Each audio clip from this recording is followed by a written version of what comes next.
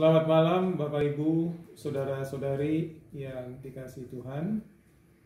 Shalom, selamat malam. Kembali kita bertemu di Renungan Malam GKPA Parlagutan Penjernihan Jakarta di hari Selasa 27 September 2022. Di penghujung malam hari ini kita akan kembali membaca dan merenungkan sebagian dari firman Tuhan. Sebelumnya mari kita berdoa. Bapak Surgawi, Bapa yang kami sembah di dalam nama Tuhan Yesus Kristus, terima kasih Tuhan untuk penyertaan Tuhan dalam kehidupan kami di sepanjang pagi, siang, hingga malam hari ini. Kembali kami akan membaca dan merenungkan sebagian dari firman Tuhan. Biarlah kiranya kuasa Roh-Mu yang kudus yang menguasai hati dan pikiran kami, agar kami boleh mengerti maksud dari firman Tuhan. Di dalam nama Tuhan Yesus Kristus kami berdoa. Amin. Firman Tuhan yang menjadi renungan kita pada malam hari ini diambil dari kitab Mazmur, pasalnya yang ke-126 ayat 1 sampai 6, di bawah perikop pengharapan di tengah-tengah penderitaan. Demikian firman Tuhan.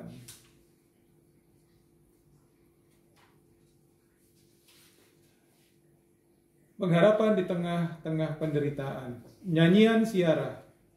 Ketika Tuhan memulihkan keadaan Sion, keadaan kita seperti orang-orang yang bermimpi. Pada waktu itu mulut kita penuh dengan tertawa dan lidah kita dengan sorak-sorai. Pada waktu itu berkatalah orang di antara bangsa-bangsa, Tuhan telah melakukan perkara besar kepada orang-orang ini. Tuhan telah melakukan perkara besar kepada kita, maka kita bersuka cita. Pulihlah keadaan kami ya Tuhan, seperti memulihkan batang air kering di tanah Negeb. Orang-orang yang menabur dengan mencucurkan air mata akan menuai dengan sorak-sorai. Orang yang berjalan maju dengan menangis sambil menabur benih, pasti pulang dengan sorak-sorai sambil membawa berkas-berkasnya. Amin. Demikian firman Tuhan.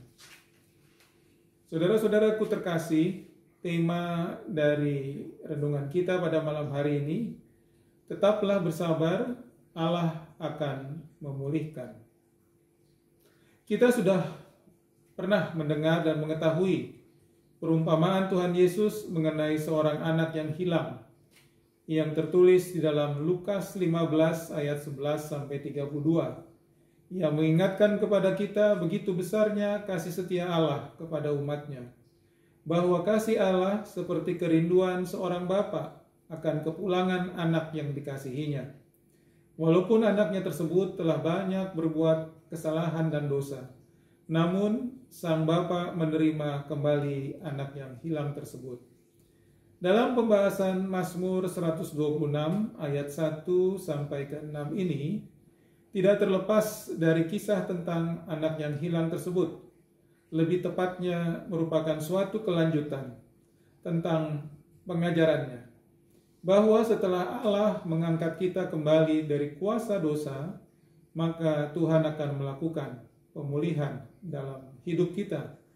Mungkin kata yang cocok menurut saya adalah bahwa Allah melakukan rekonstruksi kehidupan pasca pertobatan.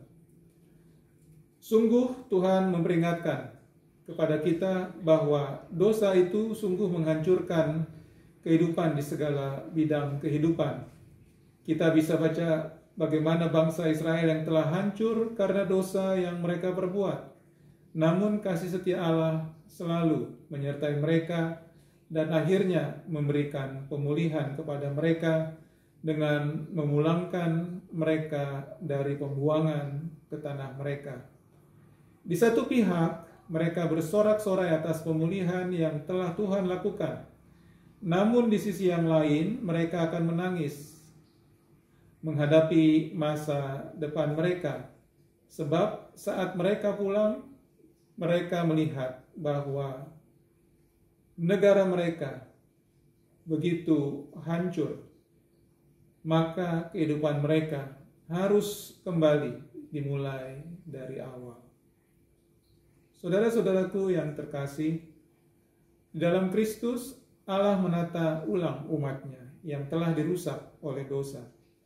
Pemulihan telah dilakukan oleh Allah melalui Yesus, Tuhan dan Juru Selamat kita. Hidup yang kita terima adalah anugerah dari kasih-Nya yang besar. Tuhan memberikan kita kehidupan yang baru, dan Tuhan jugalah yang memberikan kita nafas kehidupan dan janji keselamatan. Sehingga apakah yang harus kita takutkan jika Tuhan yang memberikan kehidupan kepada kita? Saudara-saudaraku terkasih, ada beberapa hal yang kita dapat pelajari dari firman Tuhan yang boleh kita baca dan kita renungkan pada malam hari ini. Yang pertama, masa lalu adalah sebuah pelajaran. Bagi bangsa Israel, pengalaman pahit hidup dalam masa pembuangan di Babilonia adalah pelajaran berharga bagi mereka, bahwa begitu pahitnya hidup di dalam dosa. Hal ini juga menjadi pelajaran bagi kita, seperti peringatan yang disampaikan Paulus. Semuanya itu telah menimpa mereka sebagai contoh dan dituliskan untuk menjadi peringatan bagi kita yang hidup. 1 Korintus 10 ayat 11. Dosa membawa kita kepada kematian. Yang kedua, masa sekarang adalah pengharapan. Yesus Kristus menjadi dasar pengharapan dan hanya di dalam Dialah kita berpengharapan. Yesus telah memperlihatkan karya penyelamatannya dan yang akan terus bekerja di dalam kehidupan umat manusia. Pengharapan kepada Tuhan Yesus membuka jalan agar Tuhan bekerja dan berkarya di dalam hidup kita. Dalam pengharapan itu ada iman kepercayaan yang walaupun itu mustahil bagi kita, namun pekerjaan Allah tidak akan dapat diselami oleh hati manusia. Bagaimana mungkin batang air kering di tanah Negeb bisa dipulihkan? Adalah sesuatu yang mustahil, namun itulah arti kata pengharapan. Pengharapan akan memberikan kita kekuatan dan optimis menghadapi segala sesuatu di dalam kehidupan kita ini. Yang ketiga, masa depan adalah suatu kepastian. Kita dapat melihat di ayat ke-5 dan ke-6 akan kata akan dan pasti. Walaupun menabur benih harus mencucurkan air mata, namun ada kepastian. Kita juga mungkin mendengar ada banyak kisah-kisah sukses, bahkan mungkin cerita dari orang tua. Walaupun pada awalnya mereka banyak mengalami pergumulan dan tantangan, namun semuanya dapat dihadapi dan akan meraih kesuksesan. Kepastian hidup hanya kita terima dari Yesus Kristus, Tuhan dan Juru Selamat kita. Saudaraku terkasih, melalui renungan firman Tuhan pada malam hari ini, kita bisa melihat dan merasakan bahwa Allah itu adalah Allah yang Maha Kasih dan Maha Adil. Ia selalu menepati janjinya kepada setiap umatnya. Di balik perilaku-perilaku yang dilakukan oleh umat Israel, Allah menjanjikan pemulihan kepada umat ini jika mereka bertobat dan berpaling dari dosa menuju pada kebenaran.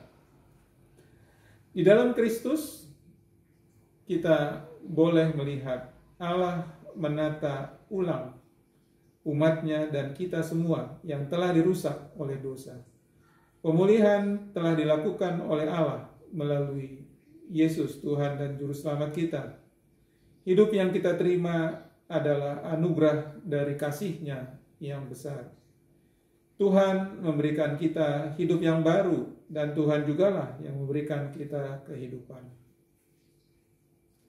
Saudara-saudaraku yang terkasih, di tengah-tengah penderitaan di dunia ini, Tuhan berjanji bahwa orang-orang yang menabur dengan mencucurkan air mata akan menuai dengan bersorak-sorai.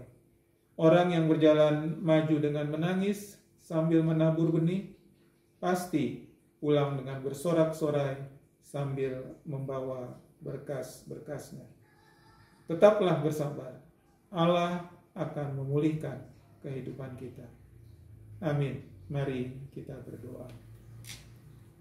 Terima kasih Tuhan untuk firman Tuhan yang boleh kami baca dan boleh kami renungkan pada malam hari ini. Agar kami tetap bersabar menjalani kehidupan ini seturut dengan kehendak Tuhan, dan kami yakini dan imani Tuhan akan memulihkan kehidupan kita. Terima kasih untuk firman Tuhan ini. Biarlah kiranya firman Tuhan ini boleh menjadi pegangan di dalam kehidupan kami. Terima kasih Tuhan, terpujilah namamu kekal untuk selama-lamanya. Di dalam nama Tuhan Yesus Kristus kami berdoa. Amin.